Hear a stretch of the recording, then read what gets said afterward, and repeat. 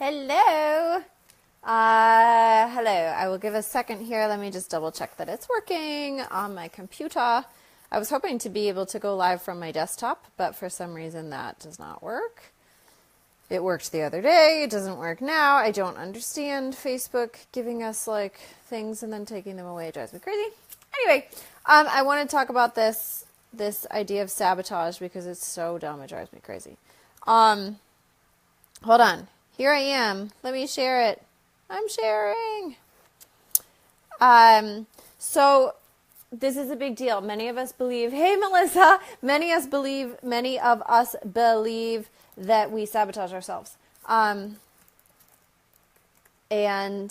it's just not helpful. So I've been doing some deeper work on this and some deeper learning on this, and I have some things that I want to share with people. Melissa, I just got your birthday package yesterday when I got home at like 10 o'clock at night. It was amazing. Thank you. So amazing. I was going to text you today with all the pictures of it because it's so cool. So thank you. So let's talk about sabotage. So I talk about this with my clients in the sense that many of us think, can you see me okay? Try to be lower. Many of us think that like, okay, well, I have this big goal and then I go to do it and then like something happens and that's me sabotaging. Thank you. And okay, many of us have been there, right? Like, okay, I do something like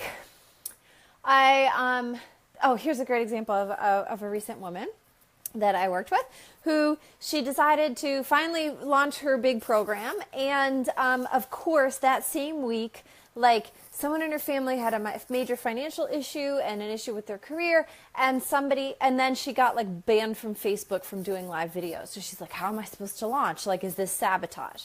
Right? Or say like you call in an incredible opportunity and you like somehow manage to miss the email. I do that all the time. Or a client writes you and you just miss it. So it doesn't matter if you're like a coach and in this online world. You probably have something that you think of where you're like, oh, I just shot myself in the foot. I just tripped myself up. I just sabotaged my own success.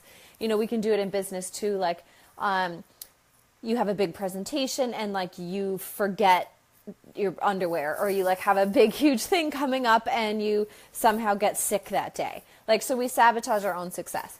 So it's really easy to feel like to be in this pattern where we feel like all good deeds are going to go punished. Right? Hey, Kristen. So this concept of like all good deeds go punished. Like, okay, I finally do something great, but I'm just going to screw it up later. So why bother?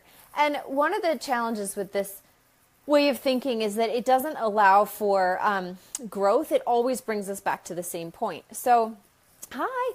So, whoops, I almost blocked you, Kristen, by accident because I don't know how to use this on the phone. So one of the things I say to people in the life purpose world is that when you're doing your soul's evolution and when you're moving more and more into your purpose, like your purpose is a spectrum. It's not a job title. It's not a one and done thing. It's a continual evolution and deepening of an experience and a way of being in the world. So when you have an experience that's living on purpose, hey, Harry, when you have an experience that's living on purpose, then when like the next challenge will come, right? So we're like, oh, I had this mind-blowing, amazing experience, but now today I woke up sick, or today I woke up feeling bad, or now the doubt about my own self-worth is even stronger. And so it feels like this pattern of a little bit and a major crash. Step forward, 3 steps back. 2 steps forward, 3 steps back. I'm going to sing Paula Abdul if we don't get, we don't keep going. So that's it could be viewed as a sabotage cycle. Like every time I live my purpose or feel really great, then I go ahead and ruin it. But what's actually happening is something slightly different. So we're going to mix all these 3 concepts that I want to talk about today together. The sabotage, the personal development paradigm, and how it's just totally, totally off whack and not accurate. And then what to do instead. So this idea that we go and sabotage. So personal development and personal growth and living your purpose ends up looking like a stair step or feeling like it, right? We go, we sabotage, we grow, we sabotage, we grow, we sabotage. Or even worse, up and down and up and down and up and down. And so it can be scary to want to keep going forward, and it can also be incredibly exhausting. Like, when do I get out of this cycle of constantly crashing? And a lot of like really well-known people who are incredibly successful say, well, you don't, right? There's always the next level. And that can be like, oh, okay, well, I don't really want to do this forever. Thanks very much. This is exhausting. I might as well just settle out at a certain place and just not bother to grow anymore because I don't really want to deal with the peaks and the valleys anymore. And here's what I say. Here's what I used to say. And now I'm evolving what I say. Here's what I used to say to clients. This isn't sabotage. This is the next invitation. So sabotage implies that something went wrong. But what's really happening is if you're living your purpose, which is what I talk about. So say your purpose is I view your purpose as a spectrum. It's a way of being and an emotion that you're experiencing. If you're living that, then the more you experience it fully, the next level that you're going to like see the next door to it. So say you have I'm trying to think of an example off the top of my head. You know, like if you went into a hallway and there were 100 doors and you open the first door, you're going to see another door. That doesn't mean you're back outside of the first door. It means there's a second door. And you go through the second door, there's a third door. That doesn't mean you're back out the front of the first door, right? Sabotage would be being back out front of the first door. This is the third door. And so you're continually opening doors that take you deeper into the experience of living your calling. Deeper into the expertise that you have, deeper into the way of being that you choose to embody in the world, deeper into the area that you are an expert in, deeper into, you know, the lessons that you want to learn. I don't like the concept of lessons, but many of us, you know, really do want to learn like something, you know, whether it's about being loved or about receiving or about what it means to be confident in the world. So sabotage implies that you're continually going backwards and you have to start over. It's like Atlas pushing the boulder up the mountain, right? My sister would be proud of my mythology references there. But this isn't sabotage. This is a deepening. This is an unfolding. It's going further. So from a soul's purpose context, sure, you do something great and then the next day you get sick and you're like, oh, am I sabotaging myself? And the answer is no. Not from my perspective. What you're doing is learning a deeper lesson. So say that you have a pinnacle experience, like I ran a workshop once. I went out to Colorado. This was in the spring. I went out to Colorado, did a one-day workshop. It was amazing with a partner, then had a VIP day with a client. Freaking phenomenal, mind-blowing. Then went to a conference. Then was like, you know, higher and higher and higher. And then, of course, what happened? My finances plummeted the next week. And it was like, what's happening? It was this whiplash of like, how could I be at the peak of confidence? Hey, Nicole, how can I be at the peak of confidence and then crash in this really familiar way? Like with this familiar thing that I do. And so I thought to myself, is this sabotage? And what I got, and that was my gut reaction. This is sabotage. I can't believe I'm here again. I can't believe I'm doing this again. I can't believe I'm falling into these similar patterns. And what I realized was, this is exactly what I talk to my clients about, right? Like, this is a new opportunity for me to understand worth, because my purpose here is around worth and value, being enough. And so here I was at the pinnacle of feeling enough that I've ever experienced. And then it immediately followed with this deep, deep crash and question. That crash is not sabotage. That crash is a new opportunity. I'm not going backwards. It's now a new opportunity to take worth and enoughness to the next level, right? So if you think about your purpose like the map of New Hampshire or wherever you live, it's got peaks and it's got valleys. But you can't experience the peaks without the valleys. And you're no help to anybody who stumbles into the land that you embody if you don't know the peaks and the valleys. So every time you get to this new crash, we could give up. We could say, oh, here I am again. We could say, well, this is proof that I'm never going to get there. We could say like, well, this just goes to show that, you know, I'm never going to get it and I can't be responsible for myself and blah, blah, blah. Or we could say this is a new invitation. This is not the same old, same old. That puts us back at door 1. This is door 2. This is door 3. This is door 4. This is, you know, ad infinitum.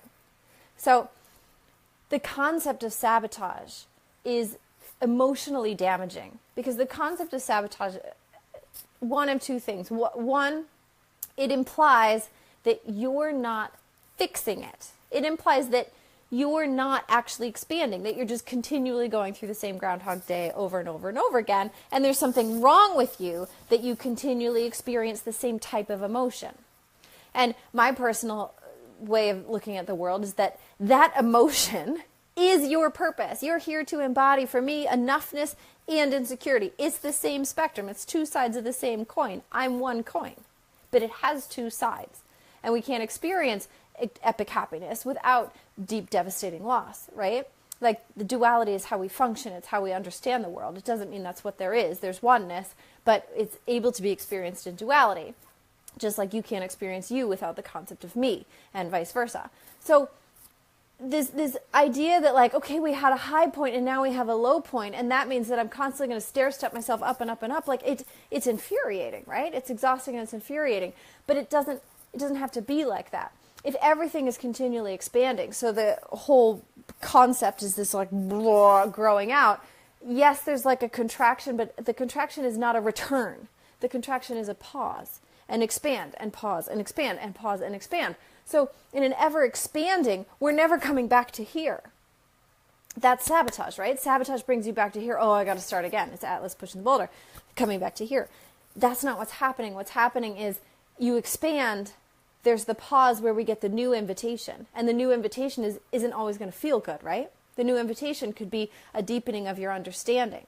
So it could be like you finally break through a financial ceiling and now you have an incredibly painful experience personally or in your relationships or your personal life, because now you get to have a more nuanced understanding of this emotional spectrum that you're embodying and holding in the world, your purpose area, right? So that's the pause where we get the new invitation and we go, okay, yes, I will take the invitation, now expand again. New invitation, expand again. So that's not coming back to here. You're not starting over. Second concept to lay on top of this is that the image that I gave you of the doors, right? That we're starting at door 1, we go through, there's door 2. Great. Open door 2, there's door 3. That door number 2 shutting and standing in the dark between door number 2 and door number 3 is not sabotage, because you're not back at door number 1. You're continually moving forward. Now, let's change that, add to that, and say life isn't linear. The concept of personal development being linear is rooted in the concept of time being linear, which is a very Western concept. Not all time and all cultures view time as linear. Some cultures view time as cyclical, right? So this sort of like pressure-based cauldron that we've put ourselves in, that we start here and we get to here and it's a step along the way, except for the times that we sabotage and go back and now we have to start over. Like, that is a Western thing. That's something that's embedded. If you're watching this in the United States, if you're from a Judeo-Christian background, that's something embedded in our way of looking at the world that we've been taught. Time is linear, actions are linear, growth is linear, we start here, we end here, period. Other cultures don't have that. They have cyclical time. They have creation and destruction, creation and destruction. And creation and destruction as part of the human process. So that, yes, you're playing out the same patterns, you're playing out these archetypal ways of being, you're playing out these archetypal problems that all humans have, and they're not unique to you, and you are not unique to them. So the idea that it's all on you, and you've got to go from here to here, and if you don't do it, you're an epic failure, and everything about your life is like wasted, that's Western pressure, right? So we can give ourselves a break if we realize this isn't necessarily how it is. This isn't necessarily the way that life has to be. It's a very specific way of explaining the world that we've inherited. So if instead we look at what are the other possibilities, if life was cyclical, if growth was cyclical, if destroying was part of creating, so two sides of the same coin, right? Here we are again in duality. How can we create without destruction? How can we expand without condensing? Right? So if we allow for that concept, then everything we create also has its own element, its own seed in it of destroying. And if we create again, we have to destroy before, and create again and destroy before. Or destroy and then create, and destroy and then create, with the concept of expansion, right? So again, we're not creating, destroying, creating, destroying. That's the sabotage model of linear time and linear growth. We're creating and destroying that concept of creation, and creating again and destroying and creating again and breaking it down. It's like building up a tower of blocks as a little kid and then knocking it over. Knocking it over is part of building the blocks. It was the fun part, right? And then when we cling to the tower that we built, So remember, as a little kid, how fun that was to build blocks and then not want to destroy it. That's when we started to have some emotional challenges, right? Like, no, I love that. No, I want to keep that. No, how could you knock it down? You don't get to knock it down. I get to knock it down. It's fun to stomp on a sandcastle. We love destroying. It's part of creating. Just like I was in an art exhibit once in DC, and we were dipped in clay, and we were standing on these big orbs, and I was knitting. And 10 feet away from me, there was a woman dipped in clay standing on another orb. We were in robes, don't worry. It wasn't that kind of art exhibit. She was unraveling what I was creating. And then upstairs, there was a woman creating clay balls and then smashing them. And behind all of this was a recording of music being played and then rewinded the other way. So it was about this creation, destruction. And that life is about creating in and of itself. And life is also about destroying so that we can create again. Right? So your concept of yourself that got you to here is not the concept of yourself that gets you to here. Some part of you has to be destroyed. So the idea that we're going to have this completely linear growth where we just go, it doesn't work because we're ignoring the other half of the coin, the destruction part. So we have creation, I've expanded to here, but then some part of me that got to here has to pause, has to have that moment of reflection, has to have that shifting, sorting out in order to get to here, right? So I know this is a deep, deep concept. We're going deep into this. And I've been listening to Alan Watts, obviously, because in getting all sparked. So just like I intuitively knew that with my clients, the next challenge is not your sabotage, it's your invitation to go deeper, to understand more, to live your calling more fully, to embody it more fully, to embrace the meaning of it more fully. Right? Like, so say that you were here to experience joy, as I believe we all are, but the special breed of joy that works for you, the special brand of joy that works for you and that you work on, having like a really fun dinner once isn't the end of your life. It's not like you just said, you know what, one time when I was 4, we had a really great party. All done. I'm good. I've experienced joy. No, right? We're seeking deeper, more meaningful, more expansive, more expressive, more like wild joy.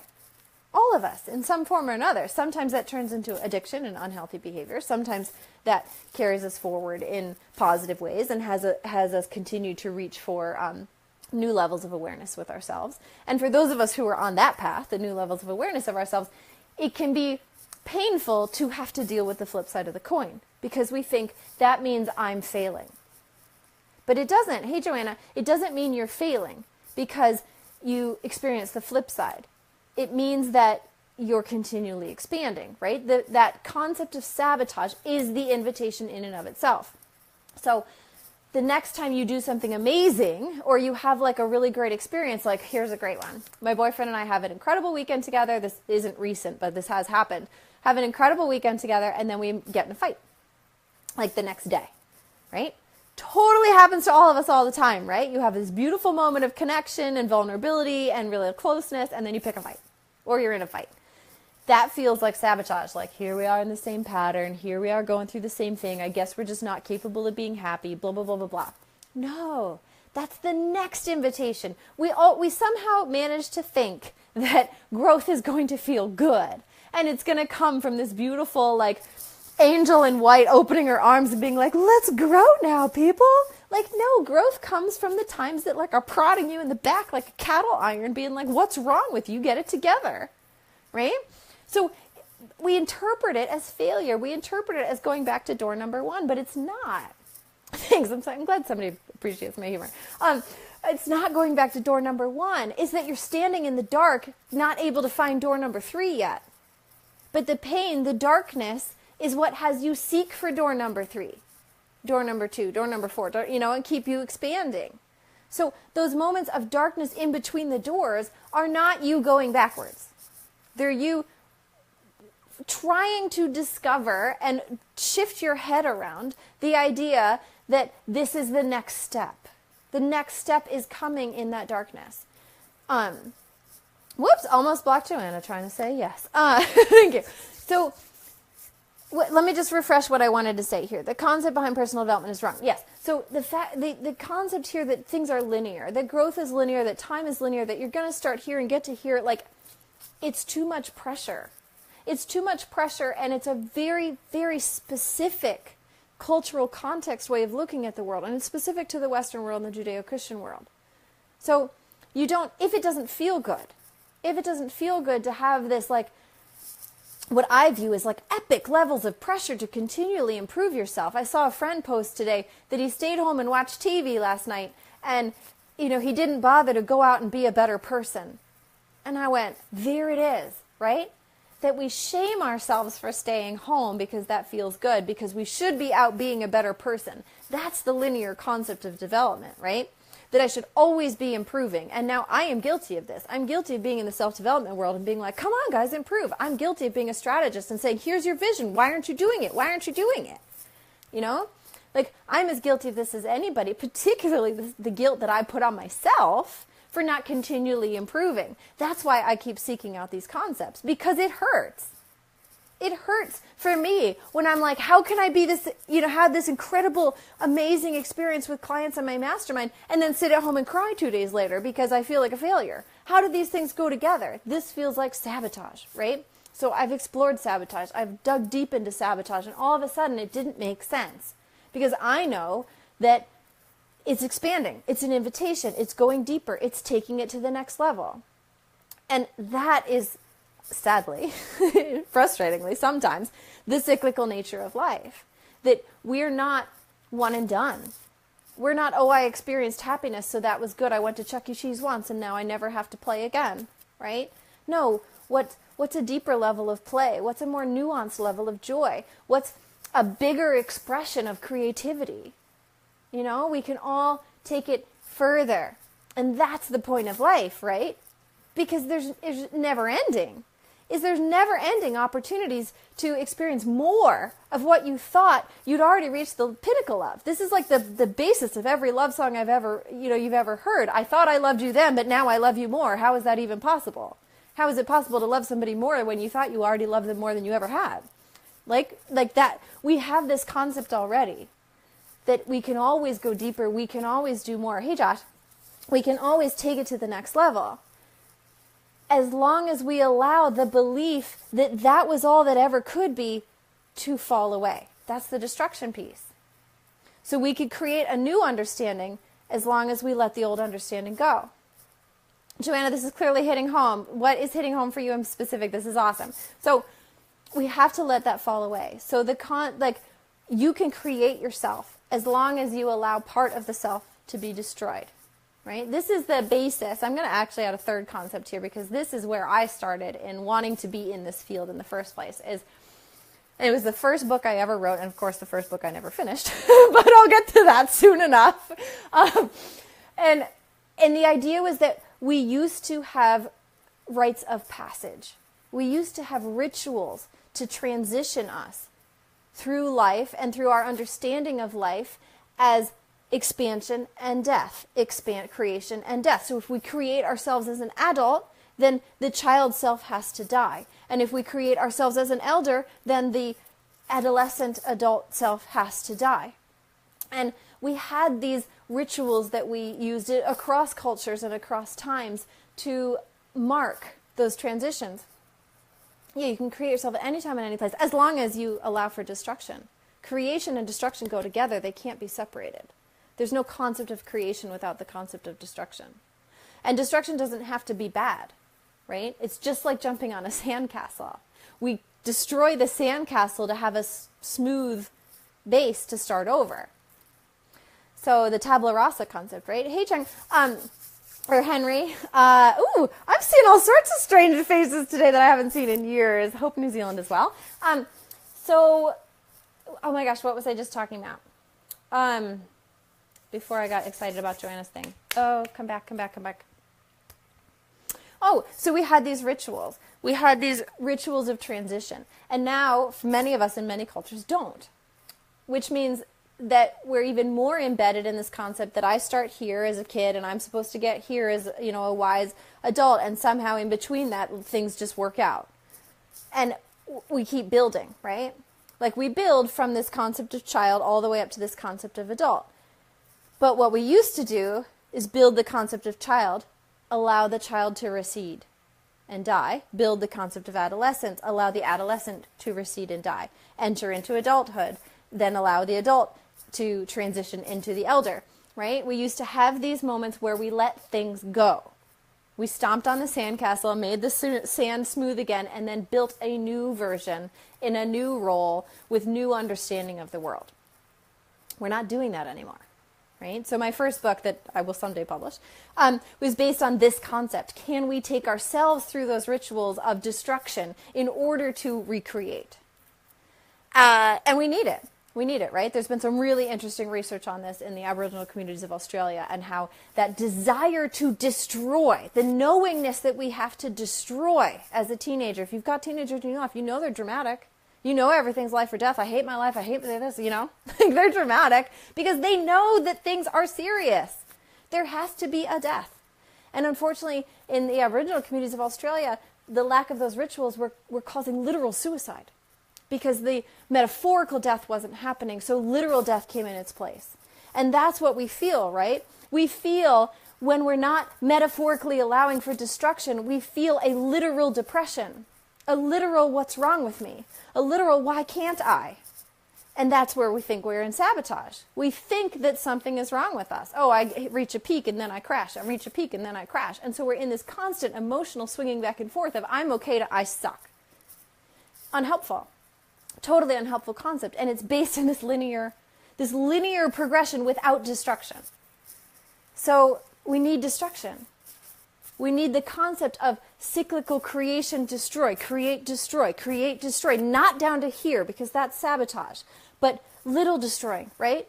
Allow yourself to go through a new level.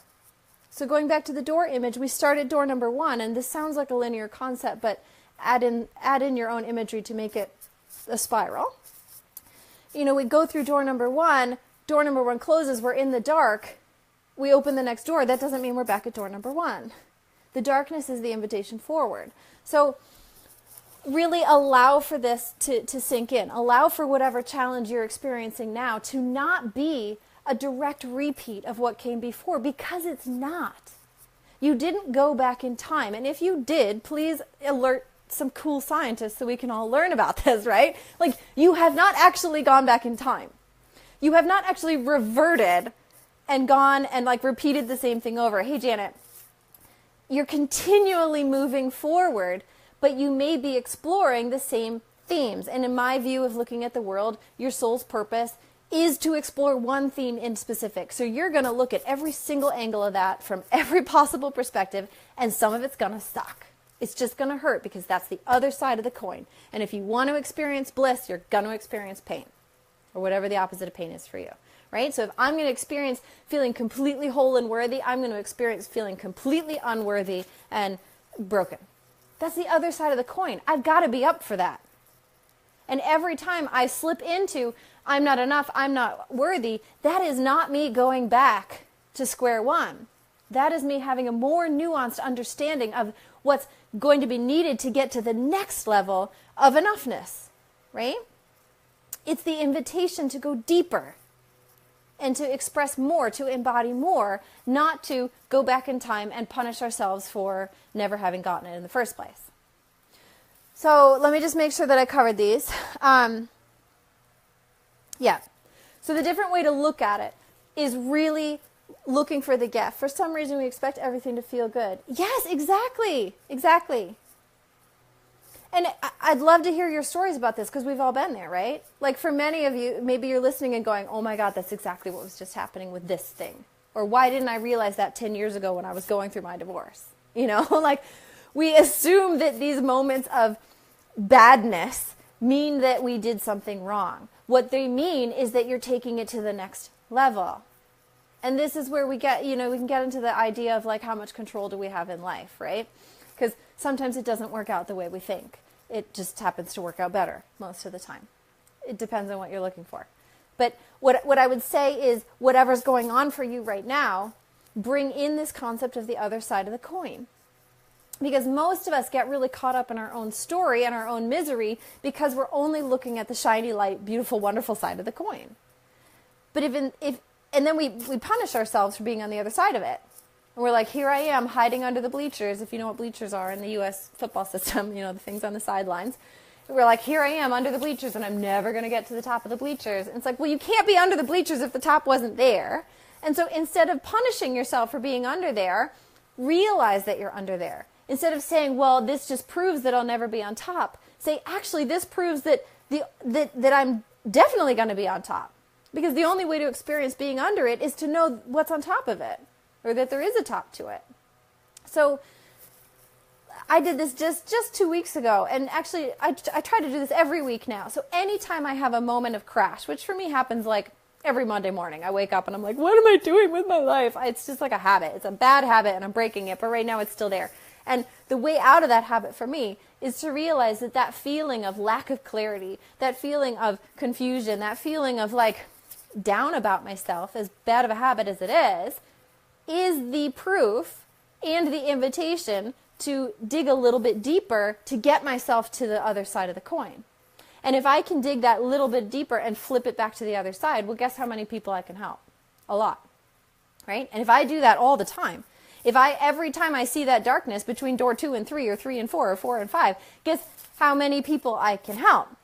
Everybody who's been in that place, right? Because I'm now doing the work to take it to the next, I'm now doing the work to flip to the other side of the coin. And now I get it. So now I'm not just saying, hey guys, I was insecure once as a teenager because I had acne and braces, so let me only work with teens for the rest of my life on this one particular issue related to superficial insecurity. I'm now saying, hey, I know what it's like to be insecure on a deep level because somebody's loving you more than you can accept. Or I know what it's like to be insecure on a deep level because you're physically afraid and you trapped that in your nervous system. So like I can have much more nuanced conversations the more I see the dark side of my coin as being part of the light side. So if you're going through something right now and you're beating yourself up over it, see if that concept can add something to this, right? See the light that you can poke into that darkness just by knowing that the darkness is the other side of the light. Because now everything you're doing is a gift. It's the invitation. So it's not sabotage, it's an invitation to the next level. And not next level in a linear sense, next level in the evolutionary sense. Do I think that change involves rituals? That's a really interesting question. I personally love rituals. I love them for the comfort they provide. I love them for the structure they provide. Even something like coming on here every day, which I don't do, but that could be a ritual. Like, I love them for the structure of things. Just like a building has structure to it, which allows for life to live within, I think rituals create a structure that allows us to be more flowing and more expressive. So I think that having some sort of ritual in your life is really powerful. It's really powerful. And I think that without it, we're probably flailing a bit and not doing ourselves any good. But some rituals are really basic, right? We go to bed at a certain hour, we wake up at a certain hour. It doesn't have to be exact. We eat 3 meals a day or 5 meals a day. We shower, we brush our teeth. Like, these are rituals that we don't think about, but they're still a framework. I think that, hey Shannon, I think that bigger rituals meaning symbolic rituals that mark moments in our lives and mark transitional periods in our lives, I feel that those are an incredibly powerful way to tangibly represent meaning and intention. Like marriage. Marriage is a ritual. Some people don't care about the ceremony of marriage. Other people care a lot about it, whether it's legal or not. Right? We've chosen to mark something in a public way or a private way. Or, of course, the only rituals that are coming to mind are ones that I don't want to go into, like circumcision and things like that. What would be another ritual? Like rebirthing rituals that people go to, right? People go to retreats and they go through these like emotional processes to represent being reborn or as a healing practice. And I think that's incredibly powerful.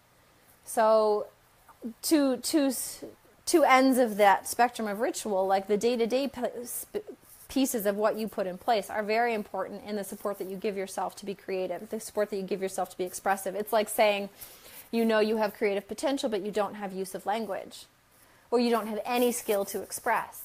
So, we see this in like the incredible ingenuity of humans. Humans without recognizable hands and feet and limbs can still paint, right?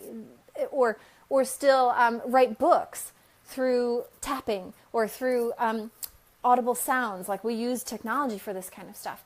So that desire to have a skill that allows us to express is very important. And so if you view the most basic ritual as the skill that we have in our life, the skill of safety, the skill of the tangible skills or the intangible skills like speech, like thought, like creative expression, like writing, all of that. Like, we need those types of things, and we need to hone them in order to be able to more deeply hone our gift or our experience in the world and how we interact with it. And then on the far other side of that would be these momentous occasion rituals, where we allow ourselves to really say, this moment is a meaningful moment in time, and it represents this for me, and thus I will now have an emotional and spiritual experience. Also very powerful. Not for everybody. Everybody needs the ones that work on honing expression. Not everybody chooses to use the bigger rituals. But I think personally they're incredibly important. Yeah. Awesome. So that was a lot. Does anybody have any other questions? I'll just stay on here for another second. I'm just looking at the computer to see if I missed anything. But I really want you to see that pattern, that what you may have interpreted as linear growth. I'm here and I have to go to here, which involves a heck of a lot of pressure. So first of all, let's wipe that. Cyclical nature, archetypal problems. Every generation in history, this is going to be a contentious thing. Every generation in history has thought it was the worst time, right? I borrow from Charles Dickens. Every single time is the best time, but also the worst. The world is falling apart. The world is falling apart. Everything's falling apart. What's happening to the world? What's happening to politics, right? That's the cyclical nature of life. We're always experiencing the same archetypal challenges, same issues, and we're playing them out because you are part of life. You're unique. You have a unique experience of it. You have a unique window into it, an interpretation of it, but you are part of this process of life creating and destroying. You die. We're human and we die. I know some people get mad when I say that, but it's true. We die. Just like that plant over there behind me is going to die, right?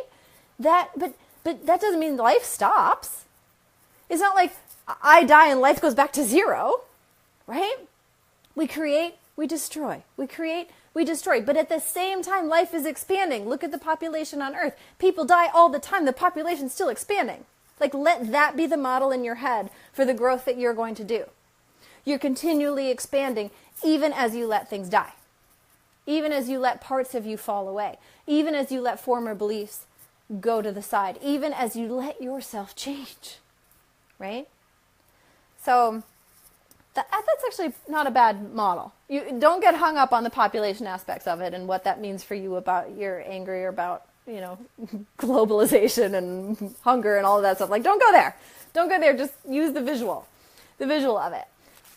So letting go of the pressure of the linear growth, letting go of the concept that you're always going back to zero and sabotaging, and instead allowing every hiccup, emotional hiccup, spiritual hiccup, that feeling of like, oh no, there it is again. That's the invitation for the next level of understanding and growth. It's not the same issue. It feels like the same issue, but it's not, because you know what you didn't know before, right? So you're not the same, and so the issue isn't the same. It's hitting on the same spectrum, because I believe that your purpose is an emotional spectrum. So yes, it is a variant of the same spectrum, but it is not the exact same point. You're never going there again. I would say lightning doesn't strike twice, but I heard it does. So it's not that you are going back and repeating the same crap over and over. You're not. It's more nuanced. So if your purpose is an emotional spectrum, let's use our linear concept for a moment, because we've all been gifted it. We've inherited this concept of linear so we can think this way. I don't want to think this way, but we can. And it's easy for us. So if we're on this spectrum, and here's where you start, and here's where you want to go, and right now you're feeling crappy and you're right here, then you move half a hair, and now you're dealing with the same issue that's still on this side of the spectrum, right? It still feels crappy, but you've moved half a hair. You're not the same person. It's not the same issue. Same spectrum. And then we move half a hair more. Feels exactly like the half a hair before, but it isn't. It's a new invitation to go more and more and more until we get here and we can live here, right? This is the concept of yoga. You can get to enlightenment at any time. If you know this exists, then this has to exist, and it's available to you right now. You don't have to wait. The problem is we don't know how to live there, right? Because we're swinging in between. So it's not that you can't have all of this right now, the high end of the spectrum, and feel and blissed out and total joy. It's that we don't know how to stay there. And so every step along the way that gets us there is not going back to the beginning. It's an invitation to go deeper so that we can get here and really, really, truly live it in the most nuanced way, so that we don't have to spin back, like swing back and forth, but we make these incremental steps and we get closer and closer and closer. That's a linear concept for it. Now I want you to add in the spherical, the cyclical nature, right? This concept that it's growth and pause and growth and invitation and pause and growth and pause and growth and pause, and we're repeating the same big concepts over and over. And that we have to let things die. In order to get from here to here, you can't just stay here, right? Like if this was I wish I had like a toy with me. If there was a string in between here, if you've ever been on a Pilates machine, you know that if you want to like swing your body all the way up to the high point and you have a bunch of weights on this point, you've got to let some of the weight go, or you've got to be really strong in order to force yourself over here. So it's the idea, like let go of this little weights. Let go of the little weights as you're going along, and then it's easier to move forward. Again, that's a linear concept, and I want to help open you up to the idea that we don't have to view things as linear growth, because that's too much pressure. It's too much pressure to view yourself as always failing and stepping back and not getting there, and that there's a there to get to, right?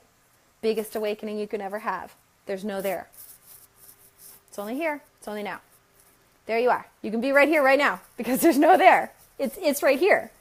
If this is one end of the spectrum and you're on the spectrum, then you're there, because the spectrum's actually a circle. You're always there.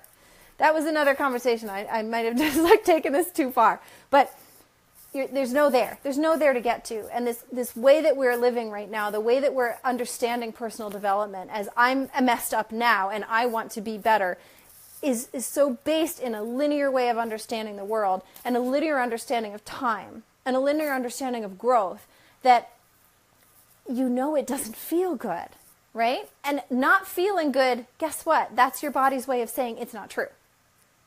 And it's not true, because we know that that's not what happens. We look outside the window and we see that life comes and life goes away.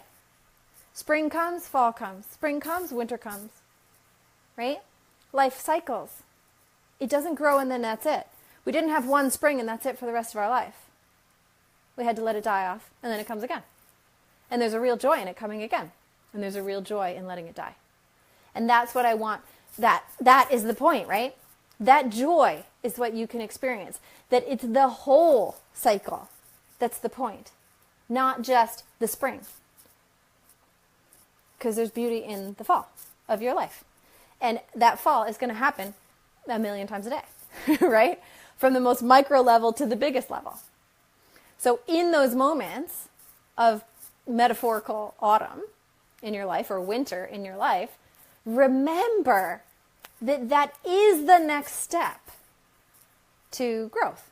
It is the next step to coming back, to being reborn, to a new creation. They're inherent. It's two sides of the same coin. Just like the exhale is the other side of the inhale.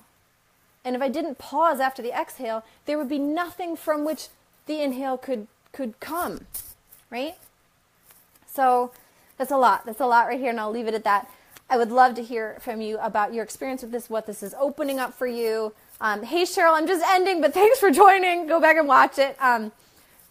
Deep stuff, really amazing stuff. I hope that this frees you to realize that you are not failing. You're not going back to square one, because you can't. It's just impossible. It is absolutely impossible. So view the next phase, whatever it feels like, as the invitation to be even more of, because that's what it is. It's inviting you forward. Talk to you soon. Please comment. Please share this with people you think that need to hear it. I want to hear from you. I want to spread this message. I want to get us out of the pressure of linear growth, because it's been absolutely driving me crazy, and I feel like a liberated woman to be moving out of that concept that just is damaging us from the get-go. So please share this. Please share your stories with me so I can hear how this is affecting you, and we'll take it to the next level the next time we meet. Mwah!